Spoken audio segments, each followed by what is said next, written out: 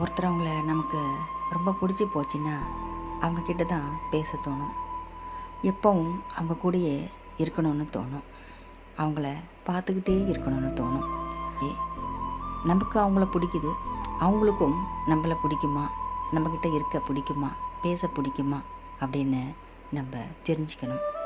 அவங்களுக்கு பிடிச்சா நம்மளுடைய பயணத்தை அவங்க கூடயே நம்ம தொடரலாம். அவங்களுக்கு பிடிக்கலைன்னா நம்ம ஒதுங்கிறது ரொம்ப ரொம்ப நல்லது. நமக்கு பிடிச்சிருக்கேன்னு சொல்லிட்டு அவங்கள நம்ம பிடிச்சி வச்சோம்னா அந்த உறவு நமக்கு ரொம்ப ரொம்ப கசப்பான அனுபவத்தை தான் கொடுக்கும்.